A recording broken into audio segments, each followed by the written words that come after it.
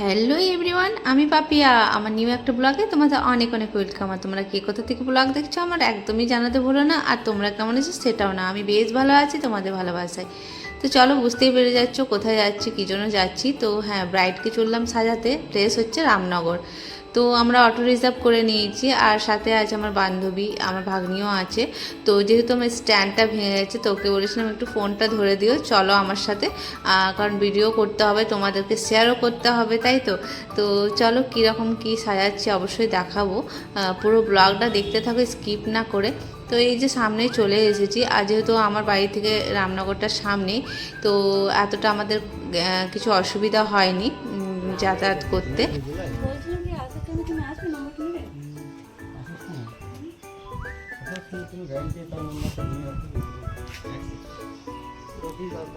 আর দাদার কাছে নাম্বারটা এই কারণে চাওয়া হচ্ছিলো, কারণ দেখো আমরা যাওয়ার টাইমে কটা লেট হবে আমরা নিজেও জানি না। ওই জন্য আমাদের অটো পাবো কি না রাত্রেবেলা, সেটার জন্য দাদাকে বলছিলাম যে তুমি ফ্রি থাকলে অবশ্যই ফোন করে দেবো, নিতে চলে এসো। দাদা বলে অবশ্যই ফ্রি থাকলে দাদা আমাদেরকে নিতে আসবে। তো ব্রাইডের বাড়িতে যেহেতু অনেকটা ভিড় ছিল, ওই জন্য ব্রাইড আমাদেরকে একটা দিদির বাড়িতে নিয়ে এসছে রেডি করাবার জন্য। আর সত্যি ব্রাইডকে এটার জন্য অনেক অনেক ধন্যবাদ, যে আমরা যে রিল্যাক্সভাবে সাজাতে পেরেছি, এটা আমাদের কাছে অনেক। তো জানো তো, লোকজন থাকলে আমাদের অনেকটাই অসুবিধা হয়, অনেক প্যানিক করতে থাকে সবাই, যে এটা করো না ওইটা করো না। তো আমাদের নিজেদের খুব অসুবিধা হয় এটার জন্য। তো যাই হোক, ব্রাইড এই দিকটা আমাদের খেয়াল রেখেছে, এটাই অনেক ব্রাইডের কাছে। তো ব্রাইডের চুলটা ছিল পুরো ভিজে। তো জানোই যে খুব অনেক নিয়ম থাকে, ঠিক আছে, রিচুয়ালগুলো থাকে। তো যে ঘি ঢালা হয়েছিল ওর মাথায়, তো ব্রাইড হয়তো আমাদের আরেকটা ভিডিওতে দেখেছিল যে আরেকজনের ব্রাইড যখন সাজাতে গেছিলাম ঘি ঢালা ছিল মাথায় ওর। তো ঘি ছিল, ওই জন্য জানো তো আমাদের মেশিনগুলো কাজ করছিল না, হেয়ারের মেশিনগুলো। ওই জন্য ব্রাইডকেও শ্যাম্পু করতে বলা হয়েছে। তো ব্রাইড সঙ্গে সঙ্গে শ্যাম্পু করে নিয়েছে, কিন্তু এটার জন্য আমাদের অনেকটা অসুবিধা হয়ে গেছিলো। আর এখন প্রায় 4টে নাগাদ বাজে, ব্রাইড আমাদের কাছে রেডি হতে বসেছে 4টে, আর আমরা এসেছি 3টের সময়। তো যাই হোক, আমাদেরকে বেশিক্ষণ বসতে হয়নি।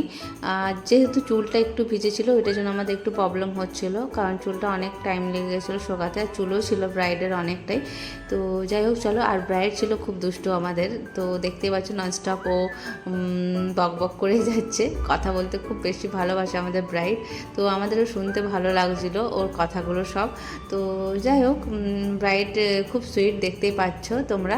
তো চলো ব্রাইডকে রেডি করে নিই। আর আমরা যতটা কাজ আমরা চাইছি যতটা ঝটপট করে আমরা করতে পারি আমাদেরই ভালো, কারণ আমাদেরকে আবার ব্যাক করতে হবে, রাত হয়ে গেলে মুশকিল হয়ে যাবে। তো আর তোমরা যারা বলছো শুধু পার্টি মেকআপের জন্য, মানে আমার অনেক ফোন আসছে বা SMS-ও আসছে, তো আমি অনলি পার্টি মেকআপের জন্য যাই না কোথাও। ব্রাইডাল অর্ডার থাকলে তবে পার্টি মেকআপগুলো ধরি ব্রাইডের সাথে সাথে। কারণ দেখো, শুধু পার্টি মেকআপের জন্য যাওয়া আমাদের পক্ষে পসিবল নয়, হয়ে ওঠে না দূর জায়গা যাওয়া। তো সামনে যারা থাকো অবশ্যই যাওয়ার চেষ্টা করি আমি পার্টি মেকআপের জন্য। আর তোমাদেরকে তো বলেছি আমি বাড়িতেও করি, তোমরা আমার কাছে এসে বাড়িতেও করতে পারো। তো যারা যারা SMS করছো, সত্যি মানে খারাপ লাগে, দূর জায়গা যেতে পারি না। তোমরা যারা অর্ডার করো যে পার্টি মেকআপের জন্য আসো বা কিছু, তো এই জন্য পার্টি মেকআপে যাই না আমরা। দেখো, পার্টি মেকআপে তো আমাদের বেশি লাভটা হয় না, তাই না? আমি সত্যি কথাই বললাম। আর সব মেকআপ আর্টিস্টদের ক্ষেত্রেই এটা, যে ব্রাইড থাকে তবেই পার্টি মেকআপ তারা নেয়, তাছাড়া নিতে চায় না। শুধু অনলি পার্টি মেকআপের জন্য কেউই যাবে না এতটা দূর দূর রাস্তা হলে। তো যাই হোক চলো, তোমাদেরকে বলে দিলাম, অবশ্যই তোমরা কন্ট্যাক্ট করতে পারো। ব্রাইডাল বুকিং তো চলছেই, ব্রাইডাল বুকিং তোমরা করতেও পারো। আর পার্টি মেকআপ যারা চাইছো পার্টি মেকআপ করি, অবশ্যই আমার বাড়ি আসতে পারো। আর এইদিকে দেখো মাঝে মাঝে এরা খাচ্ছে। আর তোমাদেরকে বলে দিই, আমি উপোস করে আছি, উপোস করে ব্রাইডকে সাজাচ্ছি, কারণ আমি ফ্রাইডে মাতাজির পুজো করি, ওই জন্য। তো এখন 5:30 এরকম বাজবে, আর আমারও খিদে পেয়ে গেছিলো। তো আমিও কিছু খাইনি, যেহেতু অর্ডারটা আমার ফ্রাইডে ছিল, আমার জানা ছিল না। তো আমি যেহেতু ধরে নিয়েছি অর্ডারটা, তো ক্যান্সেল করব কি করে, ব্রাইড অনেকটাই আশা করেছিল আমার উপর। তো ওই জন্য। আর দেখো আমার ব্রাইডকে এখন থেকে কত মিষ্টি লাগছে, তাই না?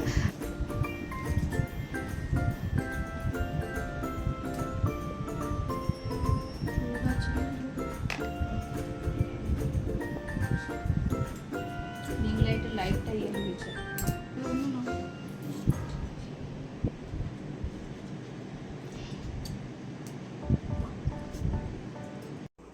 আর তোমরা বলবে ওর হেয়ারটা কেমন হয়েছে, কারণ চুলে ও একদমই ব্যাক কমিং করতে দেয়নি আমাদেরকে, কারণ ওর প্রচণ্ড অসুবিধা হয় বলছিল। ওই জন্য দেখো ব্যাক কমিং না করলে তো হেয়ারটা আমরা কীরকম করে পেছনটা করব, তাই না? তবুও যতটা চেষ্টা করেছি ওর মনের মতো করার, আর যেটা ব্রাইট চাইবে সেটাই আমাদেরকে করতে হবে। আমরা নিজের কেমন লাগলো আমার কাছে যে বলো? দারুণ, কি সুন্দর, স্যাটিসফাই? একদম। আর কিছু বলবে? তো ভয় লাগছে অনেক না, নার্ভাস? না, ঠিক আছে। ভালো লেগেছে তো সাজটা তোমার? স্যাটিসফাই তো? অল্প দূরে থাক, অল্প দূরে থাক, সুন্দর হয়েছে। ঠিক আছে, চলো ফটো ভিডিও আমাকে দিও। হ্যাঁ দেবো না। চলো, দেখো কেমন দুষ্টু। দুষ্টু ব্রাইড দেখো আমাদের, এটাই হবে ইয়েটা, থাম্বনেলটা এটাই হবে। এই হাতগুলো দেখাও, হাতগুলো দেখতেই পাচ্ছি না। তাহলে চলো। আর ব্রাইডের সাথে সাথে আমাদের 3টে পার্টি মেকআপও ছিল, তো আমাদের অলমোস্ট হয়ে গেছে। এবার আমরা বেরিয়ে পড়বো। আর দেখো আমি একটু রিল্যাক্সভাবে বসেছিলাম, কারণ আমার কোমরটা প্রচণ্ড ব্যথা করছিল, এক তো উপোস করেছিলাম ওই জন্য। তো খিদেও পেয়ে গেছিলাম মাঝখানে, কী করবো আর কিছু করার নেই আমার, যেহেতু অর্ডারটা ধরে নিচ্ছি, আগেই তোমাদেরকে বললাম। তো এবার আমরা বাড়ি যাবো, আমাদের সব হয়ে গেছে, এবার বাড়ি যাবো আমরা। অনেকটা রাত হয়েছে, এখন 8টা 15 মতো বাজে, জানি না অটো পাবো কিনা, চলো দেখি। তো চলো ফাইনালি অটো পেয়ে গেছি। ওই দাদা তো আসেনি, কারণ কুটিতে ছিল, আর আমরা ওয়েট করিনি কারণ রাত হচ্ছিল। তো চলো, ব্লগটা কেমন লাগলো অবশ্যই কিন্তু কমেন্টে জানিও। টাটা, ভালো থেকো, সুস্থ